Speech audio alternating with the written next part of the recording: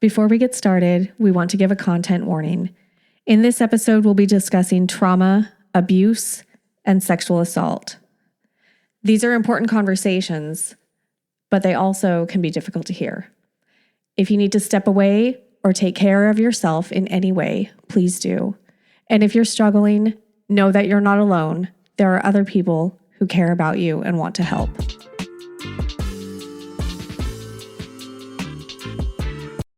Welcome back to the pod. I'm Mallory. And I'm Jenn.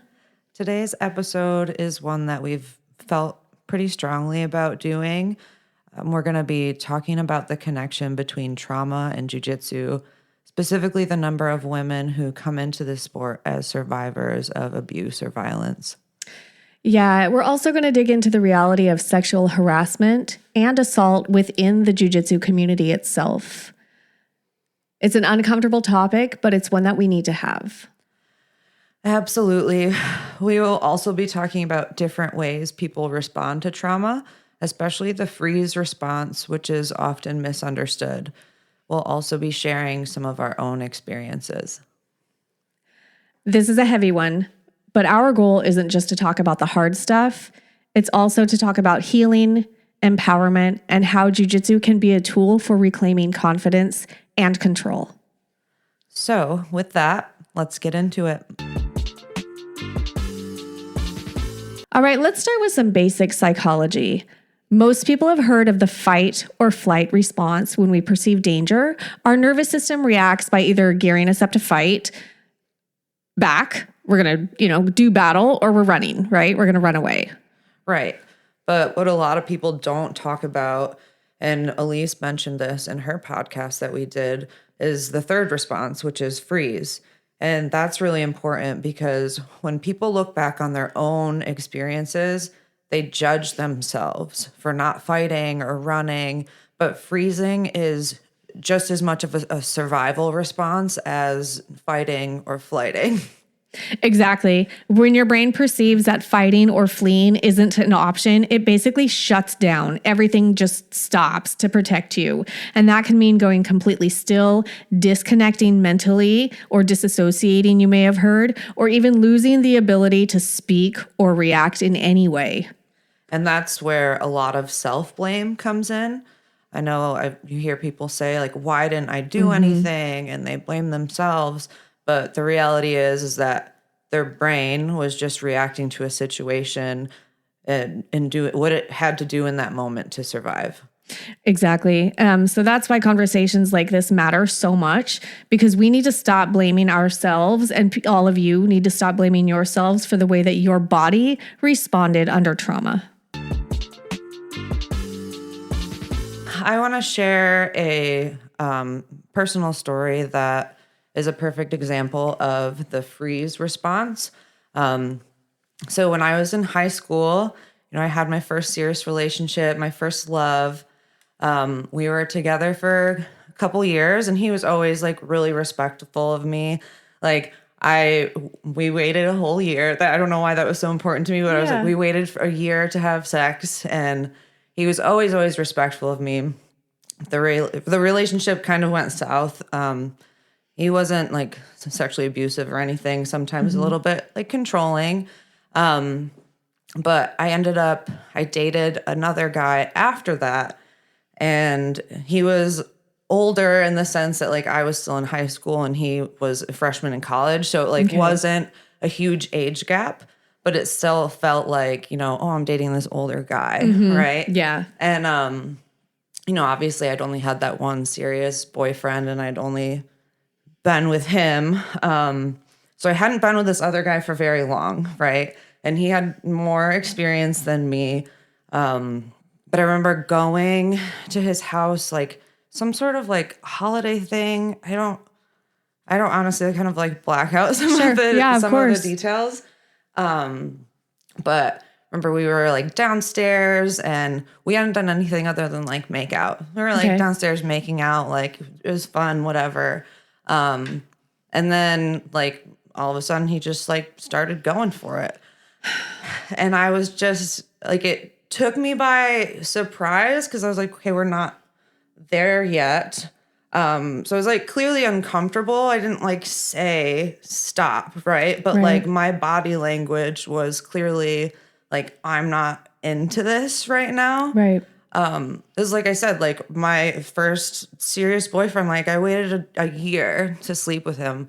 And I had only like been with this guy for like, I don't know, a few weeks, a month. It was just, but in that moment, I completely froze. And he literally like pulled down my pants, like literally didn't even take them off all the way and just climbed on top of me and just my God. did his thing. And I was just like, I really was just frozen. Yeah. And then like after that, like we were talking about like there's all of this self-blame and like, okay, like I didn't tell him to stop. Like, he is my boyfriend and I like him a lot and we probably would have done that eventually. So like whatever, it's fine. Like trying to justify why, like, not that why it was okay, but like why it wasn't his fault. It wasn't really rape, right? So like you convinced yourself of that.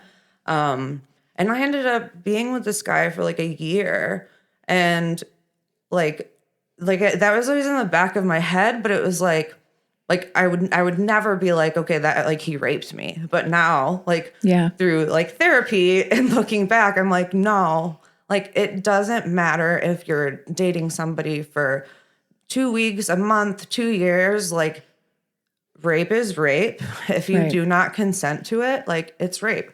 And I think that like me, when I was a teenager, so I didn't know, like I didn't know these things, like, so like exactly what we were talking about, like fight, flight, or freeze, like freeze is a real fucking thing.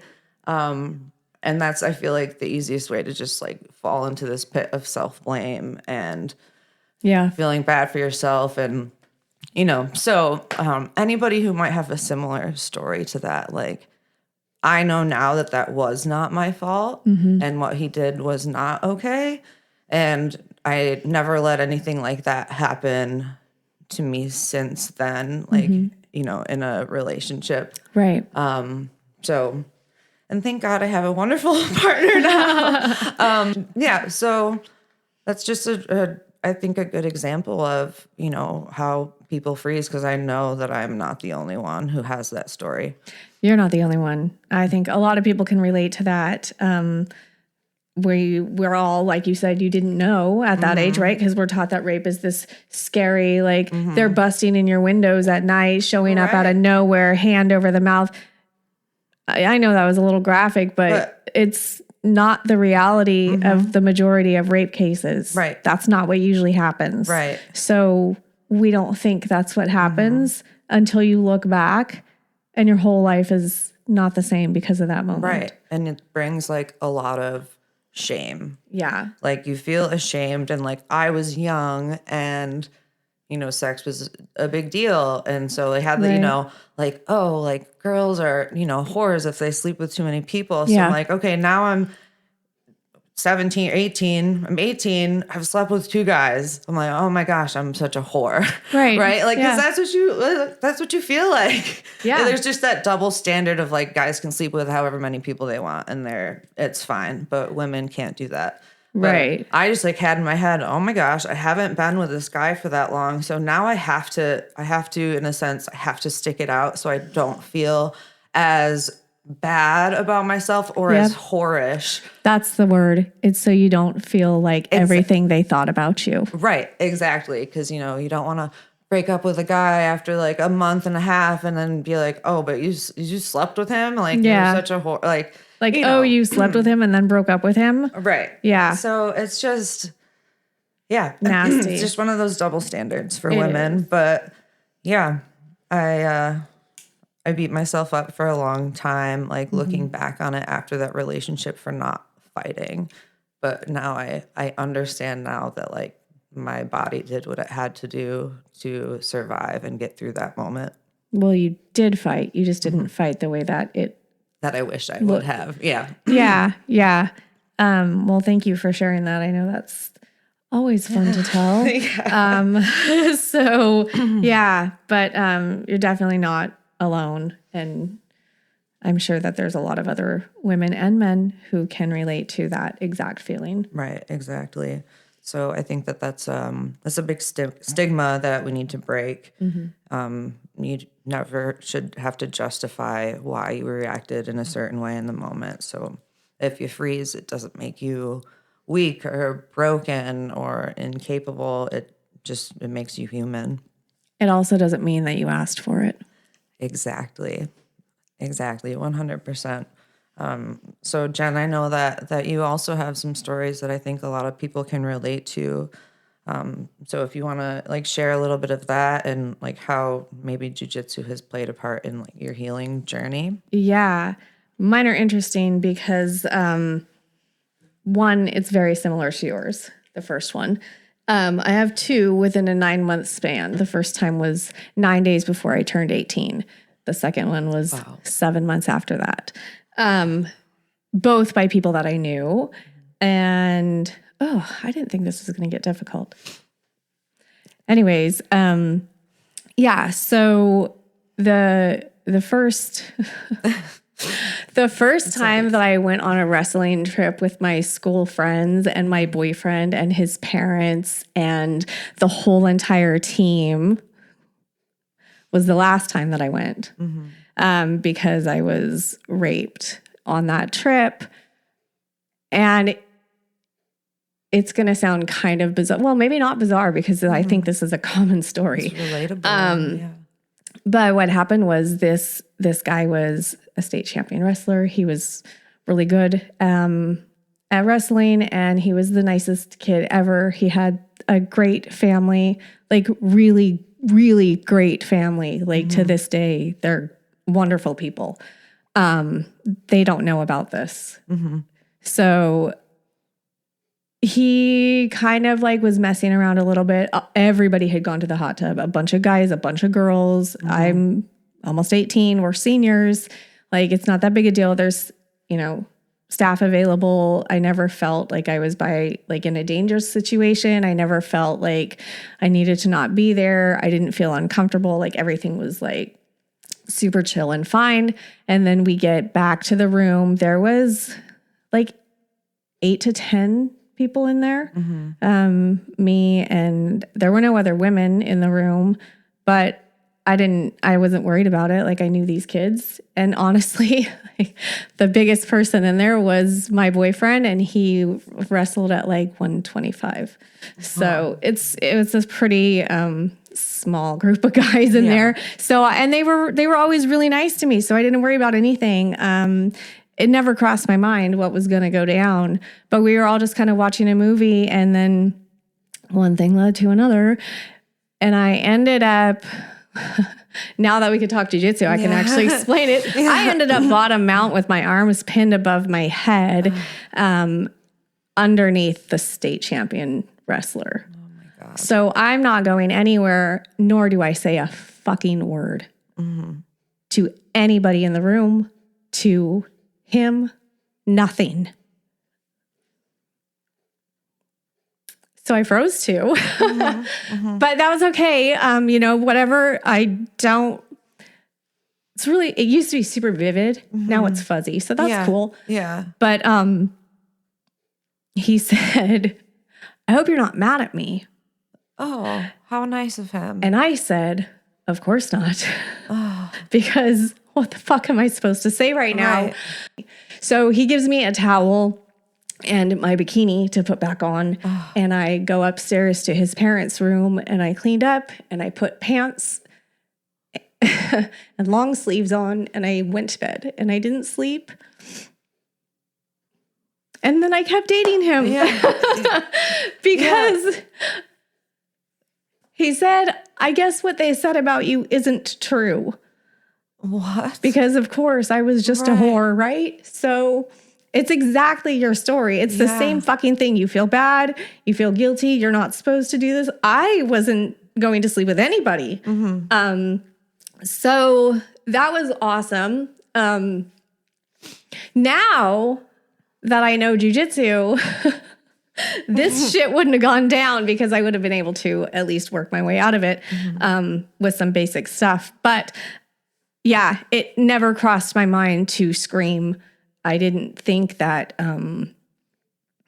my body could shut down like that. Yeah.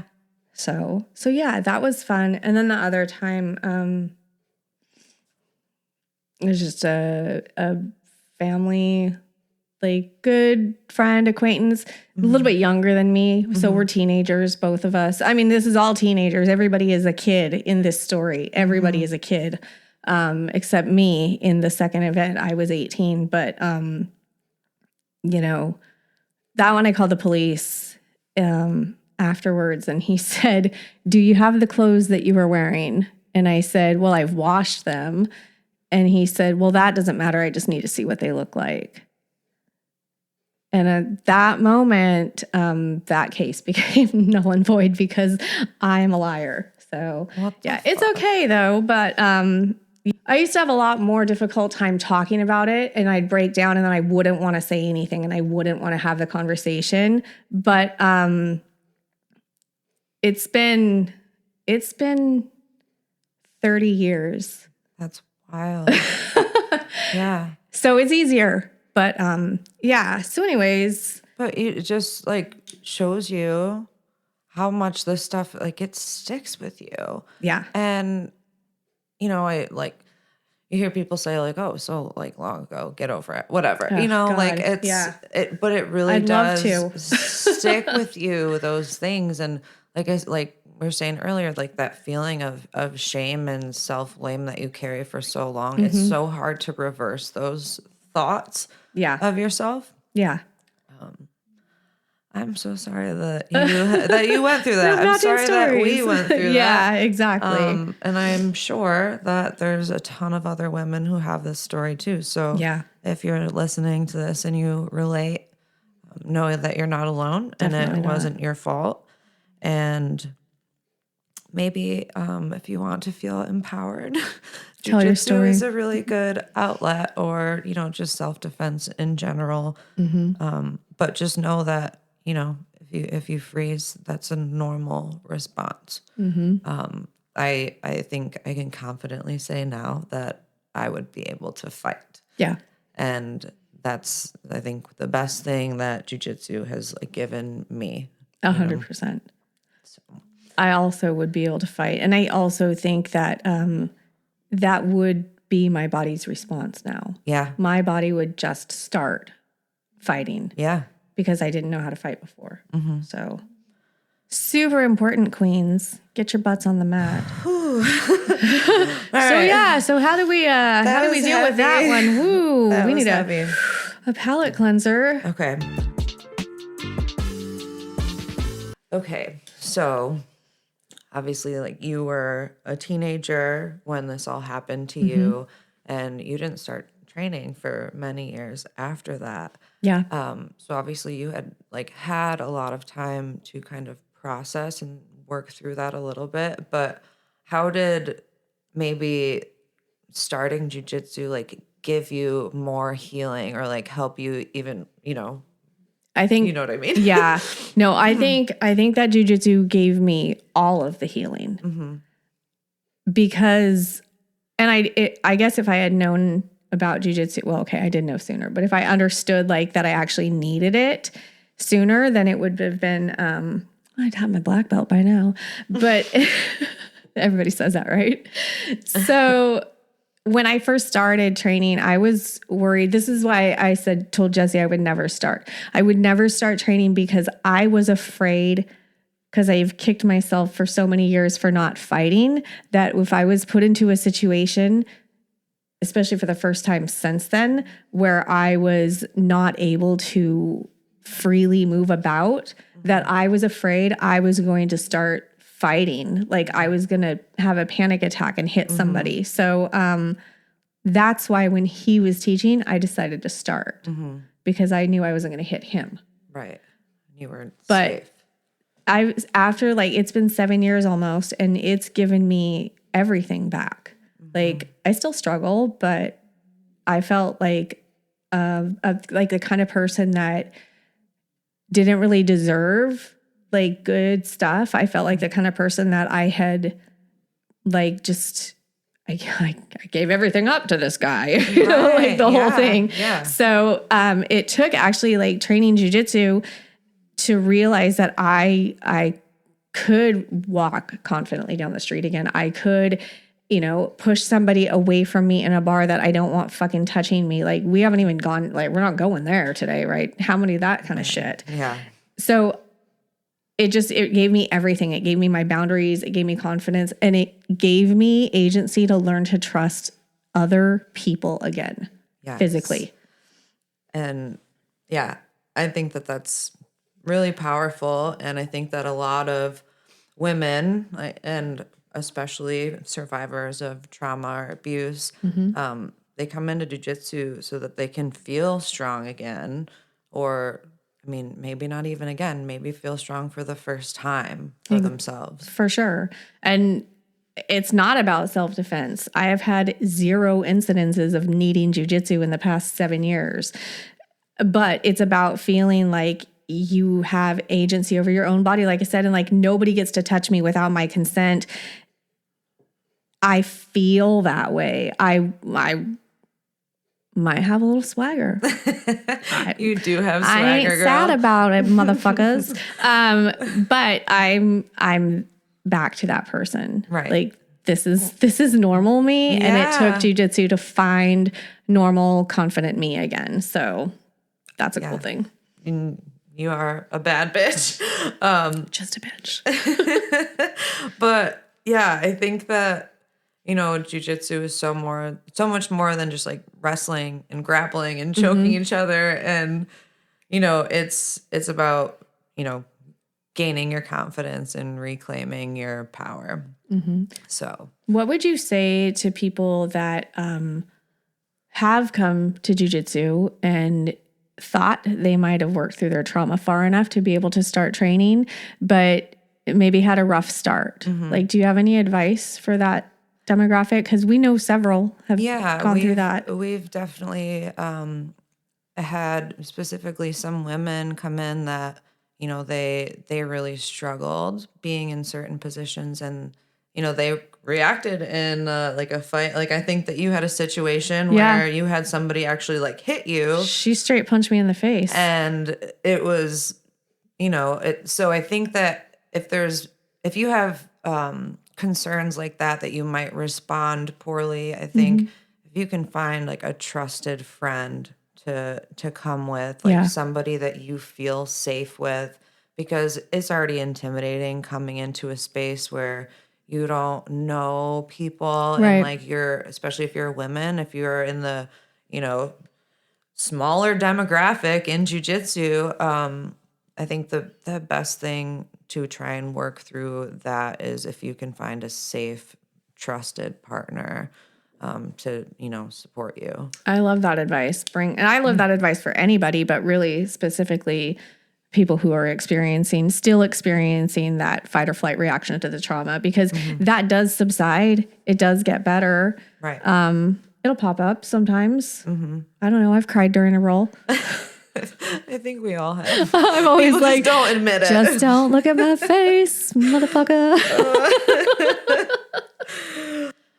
All right. So with all of this, I think it is important to acknowledge that while jiu-jitsu can be a healing space for many people, such as me and Jen, the martial arts world in general, like any other space that, you know, we can be in, it's not immune to harassment, abuse, and toxicity.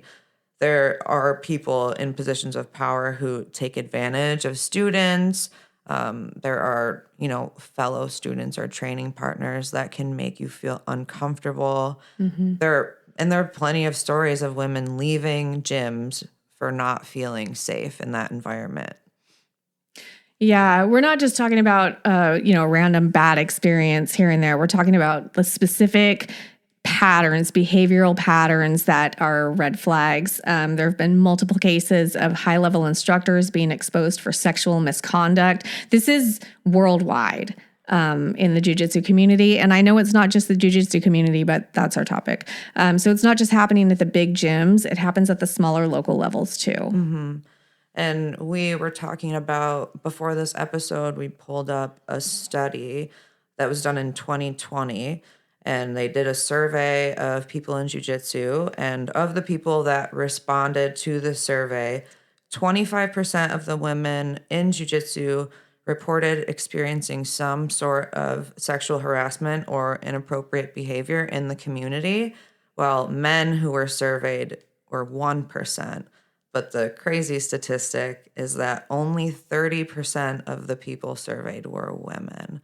So, and we know that the actual reported amount of assaults, there's a lot of people don't report because of all the things we've already talked about, the shame, the self-blame, not being believed or validated. But I think that just shows so much, Yeah. Well, and jiu-jitsu statistic is only 25% of those practicing are women. Right. So that's it's a small number. Yeah. That's heartbreaking. Anyways, that's why we're here talking about this. People assume that the gym's safe, and our gym is safe. Yes. I love our gym. Yeah. And every gym that I have trained at has been safe.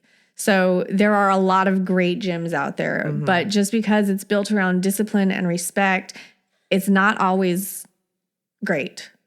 That's why finding a gym where you feel comfortable and respected is absolutely crucial, especially if you can relate to some of the patterns and experiences that we've shared. So I think let's dive deeper into red flags and green flags when you're choosing a gym, a space to, train in, and also any gym space, whether it's just the normal gym, Planet Fitness, local gym, right? Taking classes. It doesn't have to be jiu-jitsu, but there's red flags and green flags. So I think let's dive into those a little bit. Yeah. So one of the biggest red flags is a culture that protects people. They protect problematic behavior also. So sometimes that's instructors that are not paying attention to inappropriate comments. They're ignoring it. People are coming to them with concerns and they're brushing it off. They make women feel like they're being too sensitive. I think another one would be lack of female representation. So I think it's really great that at our gym we have women that are in leadership and coaching roles. Absolutely. And ownership roles too. And ownership roles, yeah. And I think that was a huge draw for me at our gym, because it's just, I think, important to see women in that position, because it's like I said, like we said, we're a minority in this sport, the female community. So being able to see that in the gym, I think, is a important thing. So a red flag is definitely if there's not female representation. As a female, I think that is definitely a red flag. For sure. Also, you need to watch out for weird special treatment from the coaches. It's the weird guy who only wants to help you. And this doesn't only apply to coaches. This applies to the weird guy in the room or the weird girl in the room who wants to just give you one more tip, but also kind of wants to linger a little bit and talk to you a certain kind of way. And they don't do it to other people. If somebody's weird and they're doing it to everybody, well, call them out. Yeah. And I think another thing too is when people that you're not necessarily on a level with, they message you outside of class. Yes. And we'll talk about that in a minute. But but that's nasty. So we have a very relatable story with that. So this kind of ties in. So it's a recent thing in a recent case that came about. To go off of that, there was recently a case near us where there was an assault at a Walmart parking lot. Yeah, right? We should just read the police report. Yeah. Well, I'll edit the area out. Okay. Because I don't want to say. Okay, so we're going to read this, but I'm going to make sure we take the name and the location out. So it says, man arrested for attacking woman in parking lot. A man was arrested after attacking a woman in a Walmart parking lot. At about 6:11 p.m., the police department responded to a reported fight in the parking lot. When the officers arrived, they found 3 men fighting and a crowd gathered outside one of the Walmart entrance doors. The crowd and 2 of the men reported that a third man assaulted a young woman in the parking lot, and the other 2 men had intervened. The officers discovered that the attacker intentionally attacked the woman, who was a stranger to him, in the parking lot and forced her to the ground. Before the officers arrived, 2 male witnesses intervened and grabbed the attacker off the victim. The attacker was arrested and lodged on the following charges: attempted rape in the 1st degree, sex abuse in the 3rd degree, criminal trespass, disorderly conduct, and harassment. He also had a warrant violating his probation for driving under the influence of intoxicants. Yeah, so that was shared on Facebook, and I saw it. I recognized the name. I immediately screenshotted it and sent it to you because it turns out this is somebody that we used to train with. He wasn't a stranger. He was actually somebody that I trained with quite a bit because like he would help me comp train, and he was a pretty good rolling partner. And you know, I never got like the ick or anything. He was always very, very quiet and like reserved. But again, like he was a good training partner, and we had like a good rapport. So there was one time that we rolled together and I recorded them because we were doing a comp round. And so I recorded it so that I could watch it back and, you know, analyze it like we do. Yeah. And he was like, yo, do you mind sending that to me? And I was like, yeah, sure. And I sent it to him. And then the next day, hey, what's up? Gross. I didn't answer him. We're not on a level of where I would talk to him outside of jiu-jitsu. Yeah. So I ignored it. And then later that day, hey, what are you doing? Ew. Yeah. So literally I completely, that was that for me. I never rolled with him again just because I was like, yeah, that was weird. Like he knows that I'm in a committed relationship. Yeah. Like I wasn't married at the time, but doesn't matter. It doesn't matter. You know, he very much knew that I was in a relationship. Yes. So like texting me like is like totally out of bounds. Yeah. We're not on that level, bro. No. So that was, you know, so that red flag, and I felt that red flag as soon as he texted me, and that was it. Mm-hmm. And luckily, and like not long after that, he kind of disappeared. Yeah. And it, you know, turns out obviously he was getting into some rough shit. So yeah, when we saw that article, I think that is something to kind of pay attention to. I don't know, follow your gut. And like I said, like I didn't have like that gut feeling about him when I first started rolling with him, but like as soon as I had that feeling in my gut, I was like, done. That's it. Yeah. Like, you know, so listen to yourself. And, you know, it's just crazy to think that like, hey, we trained with this rapist. We got choked by a rapist. Literally, willingly, allowed it. Right. And thank God we were in a safe environment. Mm-hmm. Clearly, you know, this was somebody we thought we were safe with.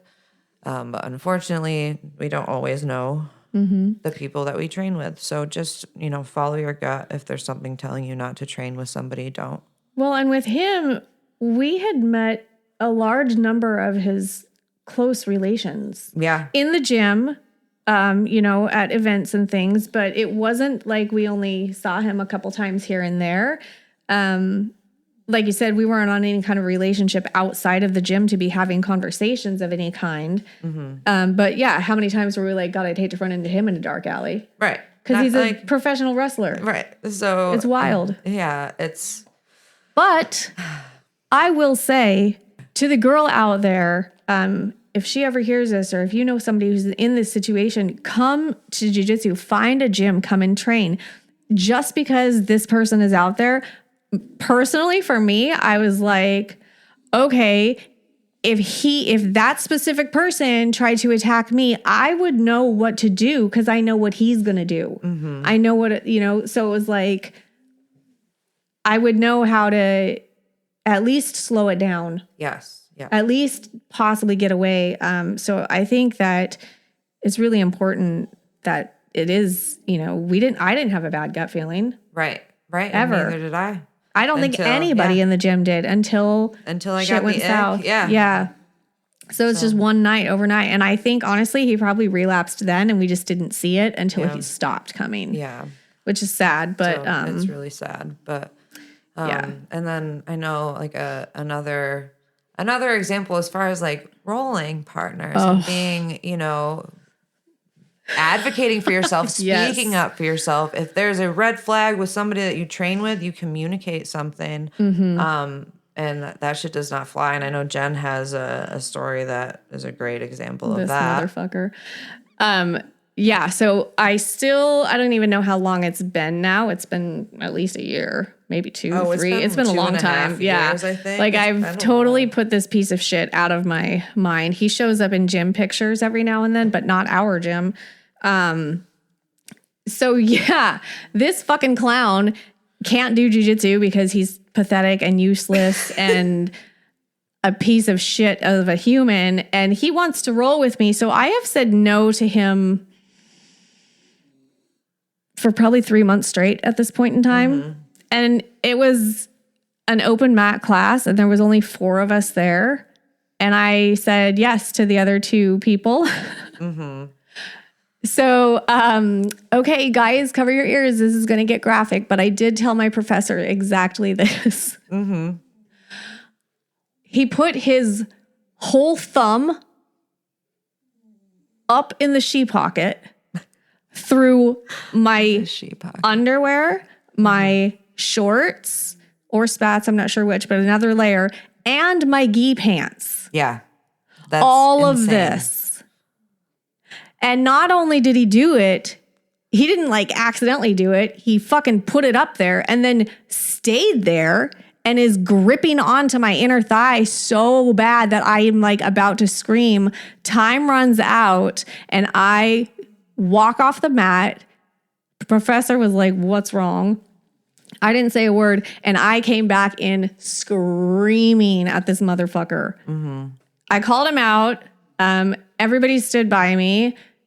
And he's no longer at the gym. That didn't happen that day. People wanted to, make sure he had a chance to say his piece. They didn't see what happened. Like, fair enough. I agree with that myself. And I'm the one that actually said that, like, don't kick him out today. Go watch the tape and you tell me. Like, and he ended up not being able to come back over a period. But that I wish I would have stood up and fucking shin kicked him across the face before I walked off the mat. I wish I did too. And I wish that I was there. If anybody sees him, he looks like a clown with gray hair and he likes to do karate. Send him my way. I owe him a face kick. But I think that like the flip side of that is a green flag. When you are at a gym and they listen to you and they respect you and they say that is unacceptable behavior, you are not welcome here. Let's talk about some more green flags. More green flags. So training at a gym that actively encourages women to train and makes space for them is a huge green flag. So we don't have a large population of women in our gym. We are in the single digits right now still. And that is a demographic situation. That is not a gym situation. It's because of where we live. It's a small town. Jiu-jitsu is very new in this community, less than 5 years old. Yeah. So, or right about 5 years old. But are there women in leadership? Absolutely. And in ownership. Half of our coaches are female. And I think that speaks volumes to how the men respect us. Great fucking people. And then the beginner friendly classes, do they have them? Like, are you able to attend these classes? And, have a safe place to train. Right. Absolutely. I think other green flags is, when your instructors or, coaches are demonstrating a technique, do they ask your permission before they demonstrate something on you? Do they say, hey, is it okay? Can I show you this? They, handle and respect your boundaries. So I think that creates a much better culture overall because consent is in all situations in life, right? Always. And you can take it back whenever you want. Exactly. So I think that's a huge green flag is when, you're asked for consent, your training partners and your coaches respect you and your boundaries. We talked a few minutes ago about it, but the way that the gym handles complaints, obviously me losing my shit in a room is not a complaint, but yes, it is. Mm-hmm. And they all heard it. So it was really nice. Like I didn't ever feel like I wasn't safe in the gym. Like I couldn't train there. So yeah, do they dismiss your concerns? Do they listen to you? Like, can you report misconduct? Do you have to report it in person? Can you say it anonymous? Like those are all really important things. Yeah. So yeah, I think, at the end of the day, you have to trust your gut. You can always say no to a role. You don't have to give a reason why. Absolutely. If something feels off, you don't have to stay. You can fucking leave. You can stop a role. You can leave a class. You can do whatever you need to do anytime you want. And, there's so many amazing gyms out there. We are so lucky to have a great gym.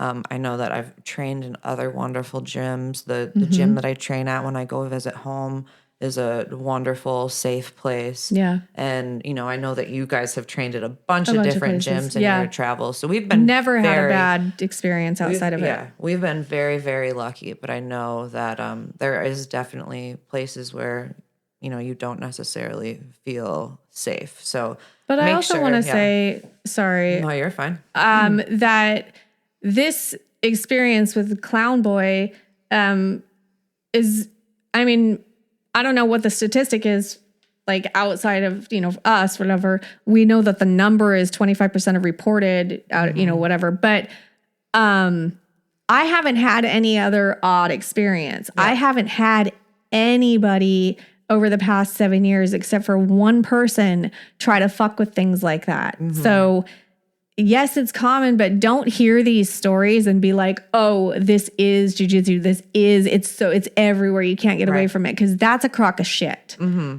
There are great gyms. A lot of good gyms and a lot of good people and training partners too. But yeah.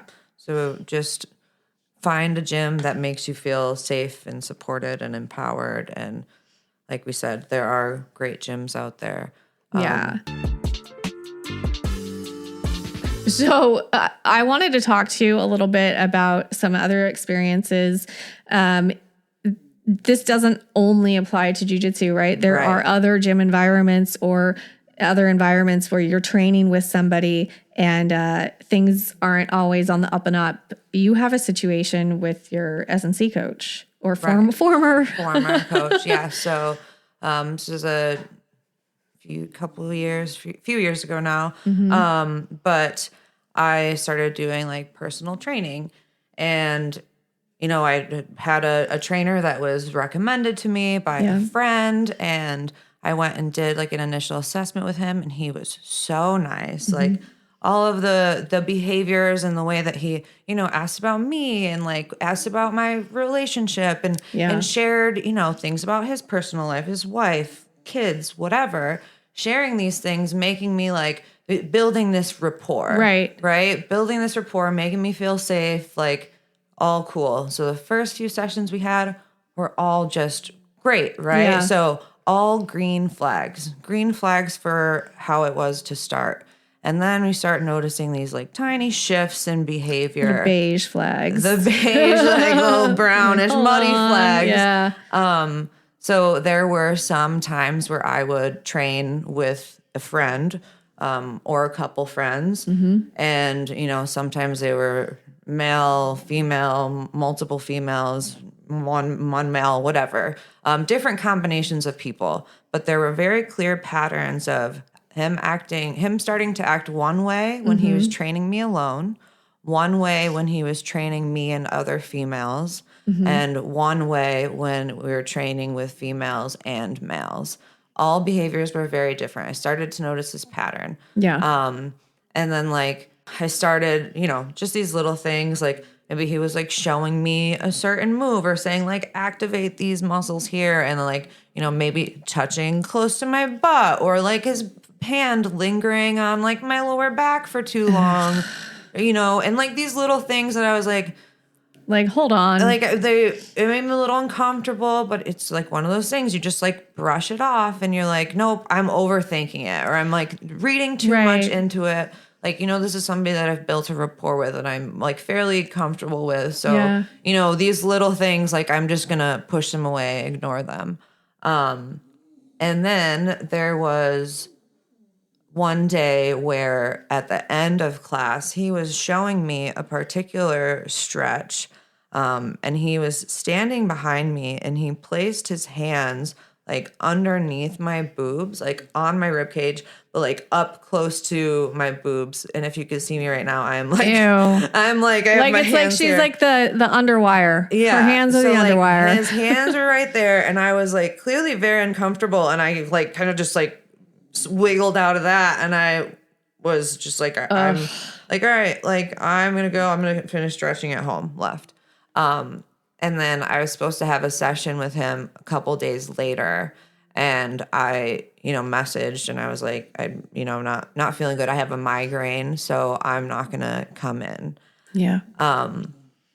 And then he called me later that day, and I will clarify, I was lying about the migraine. I did not want to go in. I wasn't going to go in. Right. So I should have just been like, I'm not comfortable with you, I'm not coming in, but I didn't do that. I don't know if I could say that to him. I mean, he looks like a can of Spam with legs and a head. I mean, he's a little bit of a brick. So I don't trust him. Exactly. So obviously, like, we got into like the red flags water when all this, happened. So I, canceled my last appointment, and then he called me later that day. I didn't answer, and he left me a voicemail saying that, he hopes I feel better and hopes that I was doing things that would help relieve my migraine, such as getting rest, smoking a joint if I needed to, taking my medication, laying in a dark room, masturbating. Why the fuck is he offering advice on anything medical, first of all? Like, but what? Bamboozled. Like, bruh, are you kidding me? And that was when I was like, I am ghosting this shit. That is fucking weird. Made me super uncomfortable. Disgusting. But you wanna know what's crazy is I still got in this cycle in my head, like, of this self-blame, even though I'm like, no, like, I ghosted that shit. I cut that off, and it was not my fault. But, like, I didn't tell BJ for a few weeks after that because a part of me was like, did I let this happen? Because I started seeing these muddy flags, and I didn't acknowledge them. No, you did not let this happen. Exactly. This person is a serial offender. Right. And that's another receipts. thing. Yeah. That is another thing that I found out after the fact. Yeah. I did not know when I started training with this person that they were a convicted rapist. And in multiple states. And so I feel like that's a good example of like how mixed, like green flags and mixed flags, they can turn into red flags, and you need to listen to your gut. Listen to your gut. Pay attention to these patterns. Don't shove them away and like think, nope, I'm just overthinking it. No, listen to yourself. And tell somebody. Yeah, trust yourself. Because you're probably not the only person that they're doing it to. 100%. Ew, gross. So I think that everything that we've talked about, though, I mean, I think that this has been really great. It's not like a hard conversation in points. Yeah, but like this important. feels like really good to talk about with you. Yeah. So, but anyways, do you have any closing thoughts here? Yeah. So, okay. Jiu-jitsu can be life-changing, but in the best way, only if you're in the right environment. Nobody should have to choose between training and feeling safe. If anybody's out there listening, you feel uncomfortable in your gym, no matter what kind of gym, maybe it's on your sports team, maybe it's just a coach, soccer, whatever. If you are uncomfortable, you have options, and safety and well-being always comes first. Absolutely. Whew. All right. Well, this was a tough conversation, but an important one. So the next time someone asks, do you really know who you're rolling with? We need to be able to say yes. Yes, absolutely. And if this episode resonated with you in any way, or you relate to some of our stories, or you have similar ones, we want you to know that you are not alone. Your experiences and your feelings are valid, and you are so much stronger than you know. Yes, you are. Thanks for hanging out with us today, guys. Have a fabulous day. Don't forget to like, subscribe, and share. Check us out on Instagram at Chokeholds and Chill Pod, or shoot us a message at chokeholdsandchillpod@gmail.com.